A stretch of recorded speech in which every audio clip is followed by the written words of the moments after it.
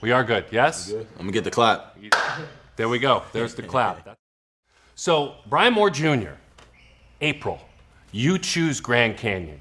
You make quite a change. I mean, you were in Virginia at a really established, historic HBCU in Norfolk State. You guys did special things. What led you here? Why did you choose Grand Canyon? It's a different vibe. I think the biggest thing was I wanted to be a part of another winning culture. And, playing here really helped. We had a great atmosphere when I came here. And it was the middle of November in the MTE. And, the Havocs was crazy. And I was just like, wow, like if I got the opportunity to like play college basketball again, like I would love to be for GCU. So as soon as I got that call from Coach Drew and Coach Shaw, I think Coach Shaw reached out to me first. I was like, yeah, this is a place I could definitely see myself going. So in a weird way, you got recruited here by coming to play here as a visitor? Explain that to me. Yeah, it's just like a big full circle moment. I came in, it's funny, we talk about it sometimes, like the coaching staff like told him like, hey, look, like this guard is really good that you about to play. Like, like y'all got to be locked in for the game. And I think their whole game plan was like, hey, if you want to stop Norfolk State, you got to stop Brian Moore. And I think they did a really good job. Obviously they had a big win against us. I think they most assist in the game versus us, but I think I played really well, and they was like definitely excited, like, hey, look, like we put the whole game plan against Brian, and Brian came out and did what he did versus us. So I think when I put my name in the portal, it was like, hey, look, like that'd be a great guard we could get to kind of replace Ray. In the world of transfers, I think it's very easy and lazy to always ask the why only. You went to Northeast Oklahoma A&M. You scored a grand, 1,000 points. You were a JUCO bandit, a JUCO All-American. You went to Murray State. You went to Norfolk State.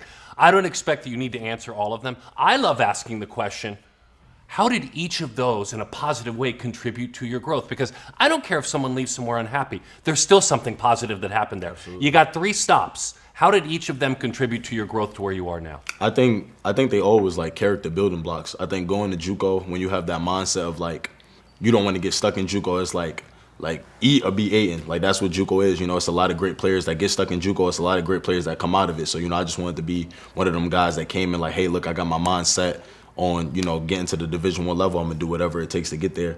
Then I go to Murray State. I learned that transition. I had to fight through a little adversity. Being going from the guy on the team at Northeastern Oklahoma where I'm averaging 20-something assists to having to play the off the bench role and try to adjust to that. And I just think like each stop I've been to, especially going to Norfolk, like just being back in that, hey, like I'm ready, so I don't got to get ready mentality. So I think I just learned something about my character, and I think I'm a very like persevering person. I think that's the best thing. Like through everything I've been in my life, through growing up in Harlem and New York City, I just persevered through any adversity that came my way.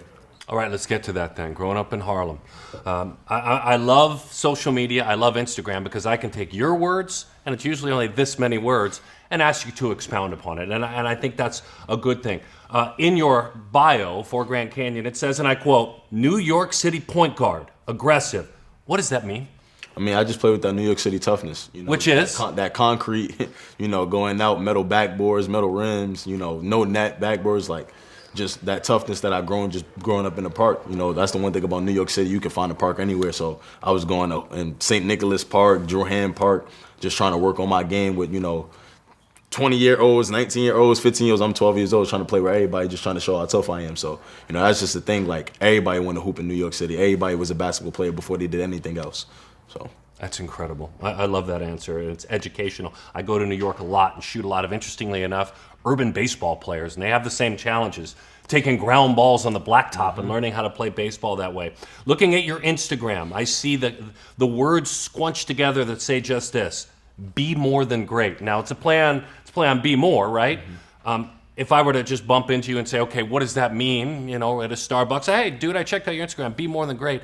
Give me some deeper meaning than that. What does it mean? For me, obviously, it's a short thing for my name. Of course. My nickname is Be More, but it just means like every day try to be better. I think that's the biggest thing. I pride myself on trying to be 1% better than I was the day before. So like that's what I'd be more than great be. Never be satisfied with anything. Like for example, I won mid-major player last year, but I'm not done. Like what I'm saying, I still got some more to prove. So that's where the be more than great come in. Like hey, like I didn't had success, but I'm looking for the next challenge, looking for the next boundary I could break.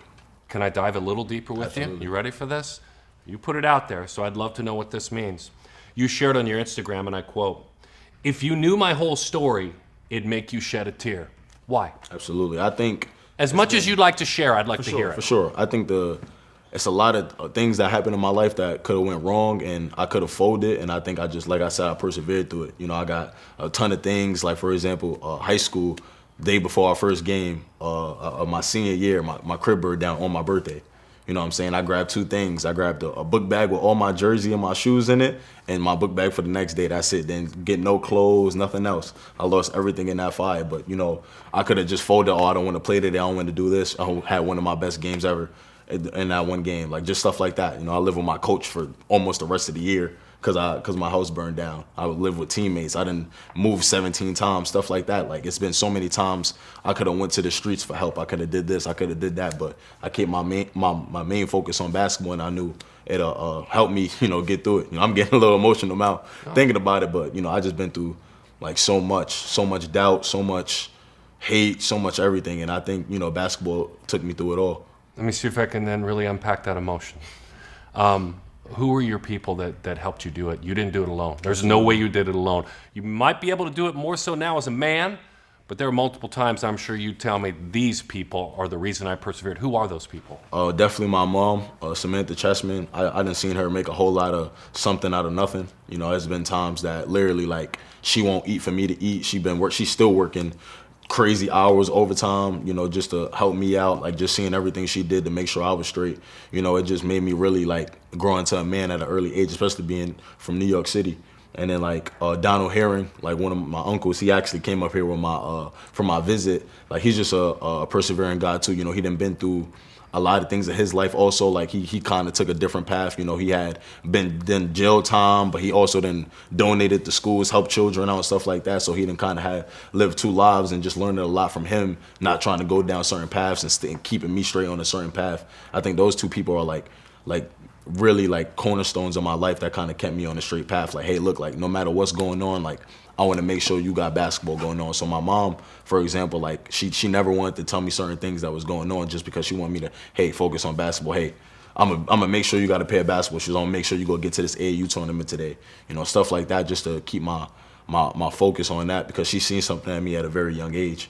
You know what I'm saying? This is a story, I don't think I told this yet, but right before my grandmother died, my mom come to the door.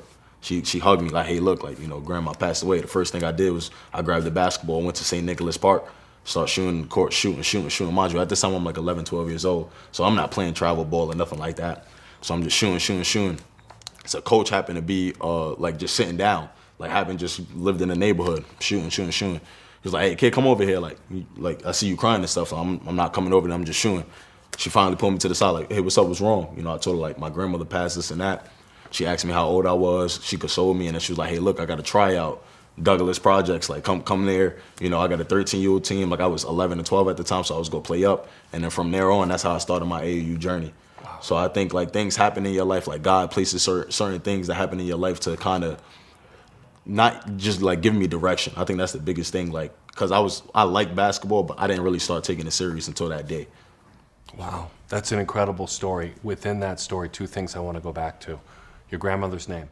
Lula Gardner. God bless her. That's a great legacy. I got it right here. Everything for Lola, right here. That's amazing. And then the other thing is what you just said to me. You are in a place now where sharing to a brother on the basketball team, to a sister that you meet in class, to anybody that you meet, a tough story, or they can even say to you, hey, I had this happen. And you can say to them, well, you can do it anywhere you want, but it's really comfortable here. Hey, I'll pray for you, man. Hey, I'll pray for you.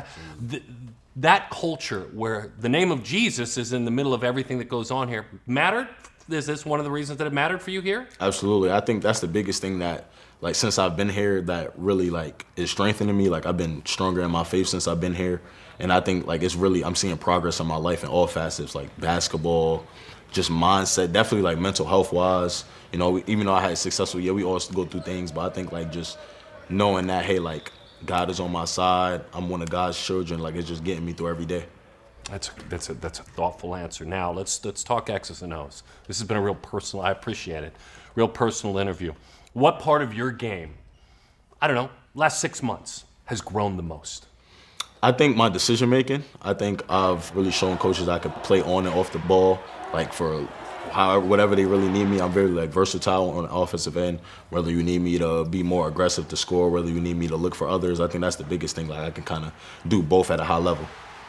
12 times last year. You went to the line 7 or more times. Does that make sense? Absolutely. Kind of fearless? Are you unafraid of contact? Describe that part of your game. I think like it just come where I'm from. New York. That New York City toughness. So, like I don't feel like no mountain's too big. I don't feel like no center is too big. No guard is too strong or too fast. Like when I get down to the rim, I feel like I can finish pretty much over everybody. So that's just my thing. Like, hey, look, like if I get downhill, I'm gonna get to the strong take. I'm gonna try to finish. You know, I'm not looking just to get to the free throw line. I'm looking for and ones. So. Can I geek out a little bit so that, you know, people that know a lot more about basketball than me can listen? You shot 81% from the line in your career. That's good, man. That's that other thing I just said, going to the line a lot. But you also shoot 51% from the floor. So let me geek out a little bit and technically describe your shot. I think the biggest thing about me is I get to my spots where I know, like I call them like automatics. Like I'm big in like the mid range. I'm really good in that in between that like 15 to 20 feet. And I just like take shots that I practice all the time. You know what I'm saying? That's the biggest thing. Like I don't really take shots out of my body, so to say, like a little like speech. Like I take shots that I know I can make, that I practice every day, that I rep constantly. Thank you. I appreciate your time, man. Good luck. Thank you. Appreciate it.